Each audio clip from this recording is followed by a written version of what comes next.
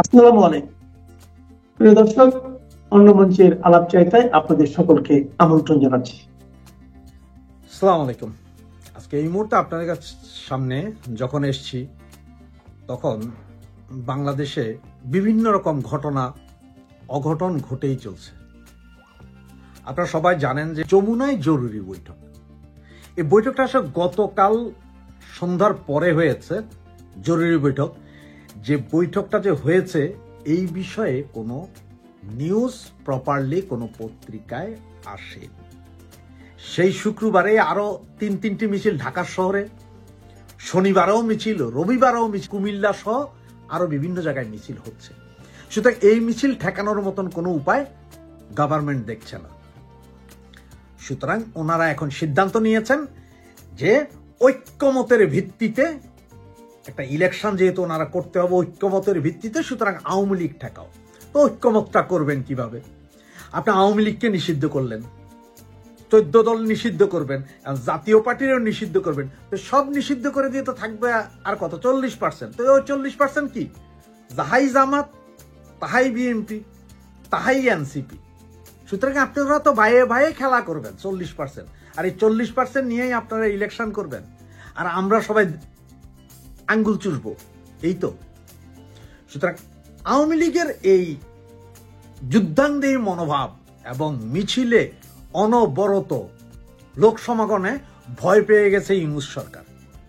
এটা 100% correct information আপনাদেরকে দিচ্ছি, যেন পুরোপুরি ভীত অবস্থায় আছে এবং ওনারা চাচ্ছে যে এই জিনিস এখন যদি ঠেকাতে না পারে তাহলে হয়তো সমস্যা হবে। এবং আপনি একটা জিনিস খেয়াল করবেন, কালকের মিটিং অনেক পত্রিকায় আছে, আপনি দেখবেন, এখনো খুঁজলে বা ইউটিউবে খুঁজলে এই ডাস্টবিন শফিকের একটা কথা শুনবেন যে পৃথিবীর কোন শক্তি ফেব্রুয়ারির ইলেকশন থেকে আমাদেরকে পিছু হটাতে পারবে না। মনে হয় যেন উনি কোনো রাজনৈতিক সরকার, ওনার পেছনে বিশেষ রাজনৈতিক ব্যাটালিয়ান আছে যে পৃথিবীর কোন শক্তি, আর পৃথিবীর কোন শক্তি আওয়ামী লীগরে ঠেকাইতে পারবে না এইটা বলতে পারে।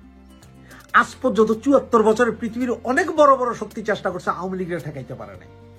পৃথিবীর সবচেয়ে বড় শক্তি ইউএস, চায়না মিলে পাকিস্তানকে সহযোগিতা করে আওয়ামী লীগকে দেশ স্বাধীন করাইতে ঠেকাইতে পারে নাই। আর তুমি কোন স্যার ডাক্তার ইউনূস? তুমি কোন দেশি ডাক্তার? তুমি আমার বালের ডাক্তার, বালের নোবেল লরিয়েট। তোমার মতন এরকম নোবেল লরিয়েট আওয়ামী লীগ ছাত্রলীগের পোলাপাইন মুইতা দিলে ভাইসা যায়। এখন হয়তো সেনাবাহিনীর এই বেঈমান মুনাফেক সেনাবাহিনীর কাছে তুমি এতদিন আছো, সেনাবাহিনী একটু ঢুকাও, এরপরে দেখো যদি 24 ঘন্টা থাকতে পারো তাইলে আর আসবো না।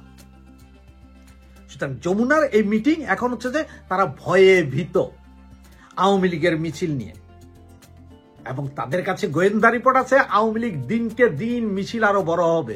তাদের এই গোয়েন্দা রিপোর্ট লাগে না, এটার আওয়ামী লীগের মিছিল যে আরো বড় হবে, আরো জঙ্গি হবে, এটা বুঝার জন্য রকেট সায়েন্স লাগে না, এটা এমনিই হবে। এবং শুক্রবার থেকে যেটা শুরু হয়েছে, এই ইউনূসের পতনের আগ পর্যন্ত এটা থামানোর শক্তি বাংলাদেশের কোনো প্রশাসনের নাই।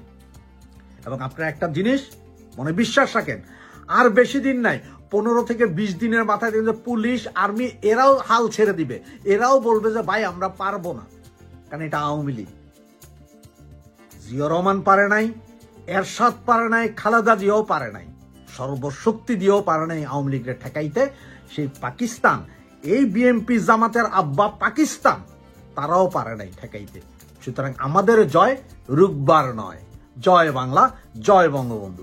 ভাবা যায় যে 85 বছর বয়সে এসে ডক্টর মোহাম্মদ ইউনূসের সরকার এরকম একটা অসহায় অবস্থায় পড়বে, বা এত বছর বয়সে এসে ডক্টর মোহাম্মদ ইউনূসকে আসলে সবাইকে ধমকায়া টমকায়া বা ধরেন শাসন কইরা একটা জায়গায় এনে একত্রিত করতে পারবেন। যেহেতু ডক্টর মোহাম্মদ ইউনূস একটা নন পলিটিক্যাল ব্যাকগ্রাউন্ড থেকে এই জায়গাটায় বসছেন, এই জায়গাটা খুবই গুরুত্বপূর্ণ একটা ইস্যু। কিন্তু কেন? কারণ বাংলাদেশের রাজনীতিতে পলিটিক্যাল ব্যাকগ্রাউন্ড মানে হচ্ছে আপনার এক ডাকে সারা বাংলাদেশে লক্ষ লক্ষ মানুষ রাস্তায় নামবে। যেমন ধরেন শেখ হাসিনা যদি দেশে থেকে একটা ডাক দেয়, বেগম খালেদা জি একটা ডাক দেয়, জামাত ইসলামের আমির ডাক দেয়, তাহলে লক্ষ লক্ষ মানুষ কিন্তু রাজপথে নেমে যাবে। এইটা একটা পাওয়ার। সারা দেশে আপনার একটা নিজস্ব বাহিনী আছে, সোলজার্স আছে, আপনার বিরুদ্ধে কোনো অবস্থান নিলে সবাই শক্ত একটা প্রটেস্ট করবে। কিন্তু এই ইন্টারিমে যারা আছেন সবাই নন পলিটিক্যাল ব্যাকগ্রাউন্ড, শুধুমাত্র আসিফ মাহমুদ এবং মাহফুজ ছাড়া আবার আসিফ এবং মাহফুজকে নিয়ে যে কোনো চুল থেকে পান খসলে আপনি দেখবেন যে এনসিপি সজাগ হয়ে যায়, জনমত তৈরি হয়। কিন্তু আমরা কেন বলছি যে হঠাৎ করে ডক্টর ইউনূসের পদত্যাগের গুঞ্জন? প্রথমত যাত্রাটা শুরু হয়েছে দুইজনের বক্তব্যে। এবি পার্টির যিনি চেয়ারম্যান আছেন তিনি বলছেন যে যদি ডক্টর ইউনূস ঐকমত্য করতে না পারে তাহলে তাকে পদত্যাগ করতে হবে, এছাড়া তার সামনে কোনো রাস্তা নেই। আবার অপরদিকে সরকারের আরেক প্রভাবশালী উপদেষ্টা ডক্টর আসিফ নজরুল তিনি আবার দিয়েছেন আরো হতাশাজনক আরেকটা খবর। আসলে হতাশার মেইন কারণ কি, যত দিন যাচ্ছে নির্বাচন আসছে, নতুন নতুন দাবি, নতুন নতুন ইস্যুতে রাজনৈতিক দলগুলো একে অন্যের সাথে বিবাদে জড়িয়ে গেছে। ইভেন এখন আপনি বাংলাদেশে যদি গুপসি কোনো খেলা না চলে তাহলে আপনি কোন দলের সাথে কোন দলের কিন্তু মিল নাই। গুপসি খেলা এই কারণে বললাম যে কে কার গুপসি পার্টি এটা আসলে এই মুহূর্তে বুঝতে একটু কষ্টকর হচ্ছে। আমরা যতদূর বক্তব্য শুনছি, নাসির পার্টির বক্তব্য তো শুনছেনই, জামাতে বলছে ভন্ডের দল, তোমরা ভন্ডামি ছাইড়া ভিতরের কথাটা বলো। আপনি দেখেন এরকম বক্তব্য দিচ্ছে। তো এখন এই জায়গাটাতে একটা কনফ্লিক্ট আছে। আমরা এতদিন ভাবতাম তারা একটা টিম, এখন তাদের মধ্যে বিভাজন। তো এক একজন এক একটা দাবিতে অনড়, আর এই অনড় দাবিগুলো যারা নিচ্ছে রাজনীতির মাঠে প্রত্যেকেরই কিন্তু টিম আছে। আমাদের উপদেষ্টারা যে কোনো সময় লাঞ্ছিত হইতে পারে ক্ষমতা থেকে গেলে, আবার তাদের ব্যবসা বাণিজ্য এনজিও প্রতিষ্ঠান আছে যেগুলা ভবিষ্যতে মামলা হামলার শিকার বা হুমকি হইতে পারে যদি কোনো রাজনৈতিক দল আপনার খেইপা যায় তাদের প্রতি, এটা তাদের মধ্যে ভয় কাজ করতেছে। এখন এই পরিস্থিতিতে ডক্টর আসিফ নজরুল ইসলাম তিনি যে কথাটা বলছেন যে সরকার কি করবে আমরা সত্যি বুঝতে পারছি না। কেন? আপনি তো একবার মন্ত্রী হওয়ার জন্য খুব করছেন, আল্লাহ আমাকে তো একবার মন্ত্রী বানাতে। আল্লাহ, আসিফ নজরুল স্যারের উদ্দেশ্যে বলি যে দূর থেকে আমরা চা দোকানে বসে মেসি কেন ডাইনে শট দিল না, বামে শট দিল না, এটা সমালোচনা করা খুবই সোজা। আমার একটা ভিডিও নিয়ে আপনার সমালোচনা করা সোজা যে নাইম ভাই এটা বলেন না কেন, ওইটা বলেন না কেন। তা আপনি তো ফেসবুক আইডি চালান, আপনি আপনার চেহারা দেখাইয়া আপনি একটা ভিডিও করেন তো সরকারকে নিয়ে সমালোচনা কইরা পিছন দিয়ে ঝোল ফিল হবে। এটা সবাই আমরা করতে পারি না। সো যার যতটুকু দৌড় আছে ততটুকুই কিন্তু ভাবি, কিন্তু আমরা ভাবি অন্য লোকটা কেন পারতেছে না। রাষ্ট্র পরিচালনা করা নিয়ে ওদিন আমাদের ধর্ম উপদেষ্টা বলছিলেন সারা বাংলাদেশের সবচেয়ে বড় মুহাদ্দিস, কোরআনে আলেম, 101 বার হজ করা লোকটাও যদি মন্ত্রণালয়ের দায়িত্ব বসে তাকে মদের লাইসেন্স দিতে হবে। কেন? কারণ সরকার এখান থেকে আয় করে রাষ্ট্র চালায়। আপনি এখানে বসার পরে মদ বন্ধ করে দেন এটা বলতে পারবেন না। That's the system. তার মানে সিস্টেমটা অনেক পেঁচাইল্লা। এখন সরকারের এই কথাটা কেন? ডক্টর মোহাম্মদ ইউনূসের পদত্যাগের গুঞ্জন বা সরকারের হাল ছাড়া মনোভাবের একটা মূল কারণ হচ্ছে এতদিন যাবতীয় যে জাতীয় ঐকমত্য কমিশন বৈশা বৈশা বেতন টেতন নিল, মিটিং হলো, চা বিস্কুট সিঙ্গারা স্যান্ডউইচ খাওয়া হলো, কিন্তু কাজের কাজ যেটা রাজনৈতিক দলগুলোর মধ্যে ঐক্য তৈরি করা, সেইটা যত দিন যাচ্ছে মনে হচ্ছে ঐক্য আরো নষ্ট হচ্ছে। আর যদি নষ্ট হতে থাকে, যেভাবে সরকারকে হুমকি দামকি দেওয়া হচ্ছে, তো সরকার তো আর বিদেশ থেকে আইসা বসে নাই বা অন্য গ্রহ থেকে আইসা বসে নাই। তারা আমাদেরই মতন মানুষ, পরিবার, সন্তান, দেশে ব্যবসা বাণিজ্য সবই আছে। তারাও কিন্তু ভয় পায়, কিন্তু উপরে দেখায় অনেক সাহস। তো আজকে আসিফ নজরুলের কথায়, আমাদের অন্যান্য উপদেষ্টাদের কথায় হতাশার সুর চলে আসছে। আর ফাইনালি যদি পরিস্থিতি কোন রকমে মিলমিশ না হয়, ডক্টর মোহাম্মদ ইউনূস কোন রকম একটা যেনতন নির্বাচন দিয়ে সটকে পড়বেন অথবা তিনি পদত্যাগ করবেন। এটাই আসলে সামনের দিকে আমরা বুঝতে পারতেছি। এখন আমার মনে হয় না যে নির্বাচনের আগে দলগুলো ঐকমত্যতে একমত হবে। নানান ইস্যু, নানান জনের।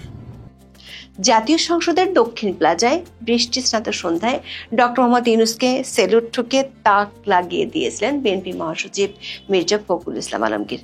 এর কিছুদিন আগে অধ্যাপক ইউনূসের মাঝে খুঁজে পেয়েছিলেন জিয়াউর রহমানের প্রতিচ্ছবি। তবে সেই স্বপ্নপুরুষের প্রতি এখন চরম ক্ষুব্ধ মির্জা ফখরুল এবং তার দল বিএনপি। জুলাই সনদ নিয়ে তুলেছেন প্রতারণার অভিযোগ। এতদিন পরে এসে বিএনপির মাথায় ভেঙে পড়েছে আকাশ। জুলাই সনদের পৃষ্ঠা বদলে ফেলার অভিযোগ করছেন জ্যেষ্ঠ নেতারা। অন্যদিকে বিএনপিকে নিয়ে রীতিমতো ছেলে খেলায় নেমেছে জামাত ইসলামী এবং কিংস পার্টি এনসিপি।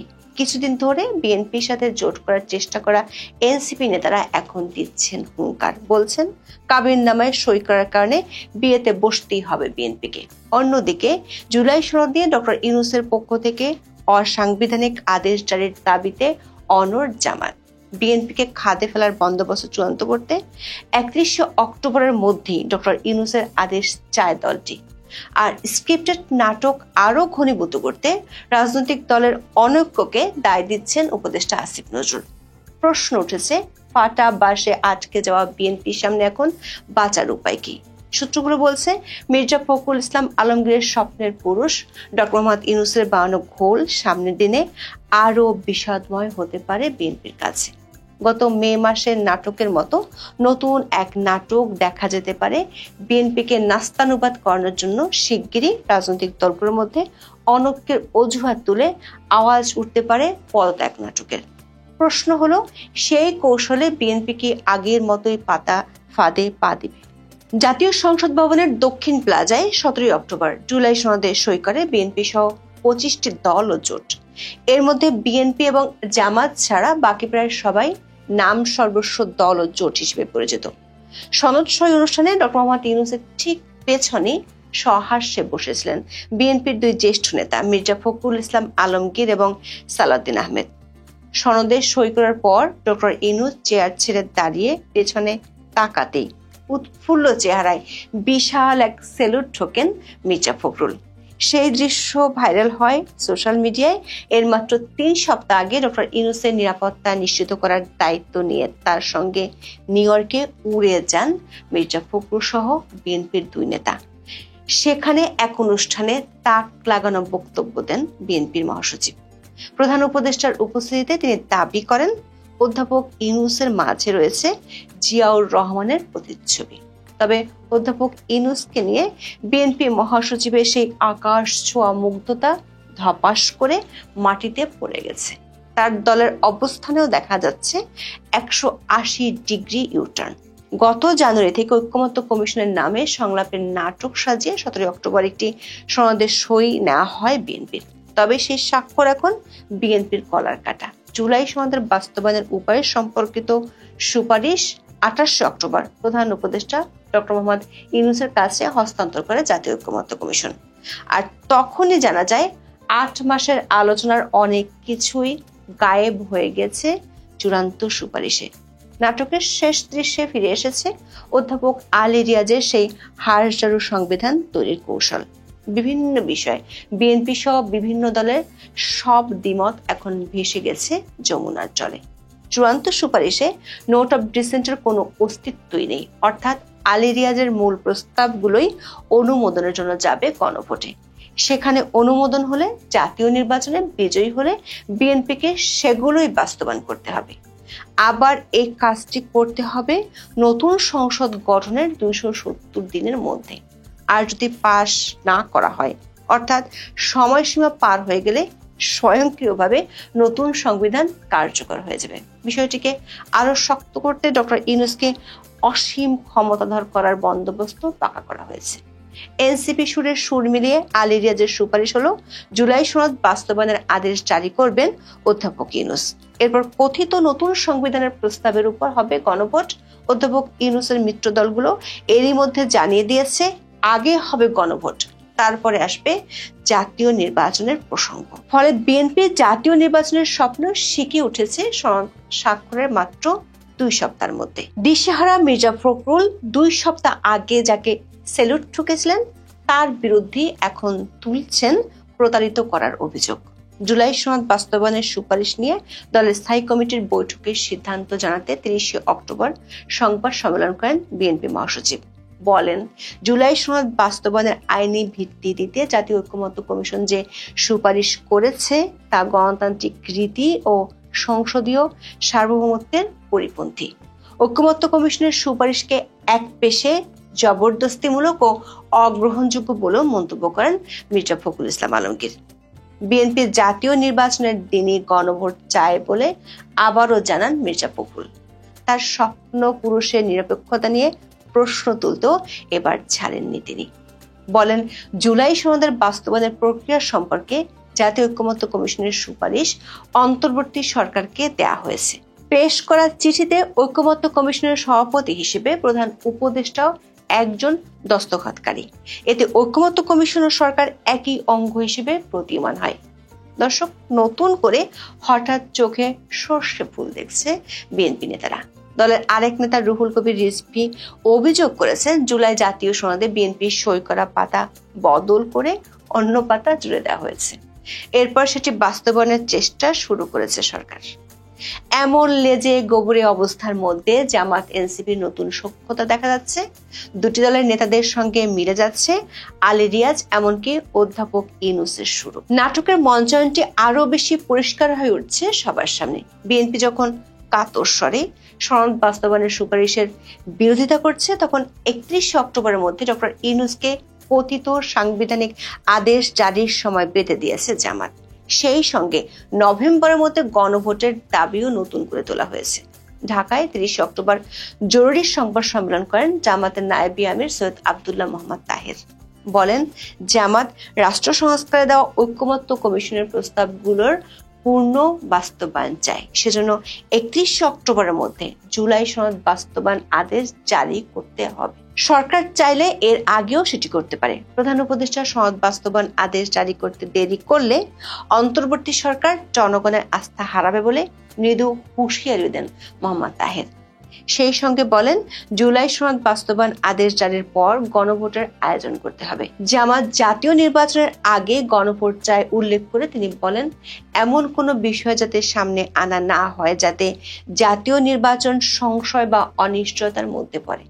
দর্শক, আব্দুল্লাহ তাহেরের এই বক্তব্য থেকে পরিষ্কার, বিএনপির দাবি মানার কোনো সুযোগ রাখতে চায় না জামাত। আলী রিয়াজের সুপারিশ হুবহু বাস্তবায়ন এবং নভেম্বরে গণভোট না করা হলে ফেব্রুয়ারি নির্বাচন নিয়ে স্পষ্ট হুঁশিয়ারি দিয়ে রেখেছে জামাত। আর সেভাবে ঘটনা আগালে বিএনপির পরিণতির বিষয়টিও একদমই পরিষ্কার। আলী রিয়াজের হাড়জোড়ো সংবিধান কায়েম হলে নানামুখী সংকট এবং টানাটানিতে নতুন সরকারের আয়ু ফুরাতে কয়েক মাসও লাগবে না।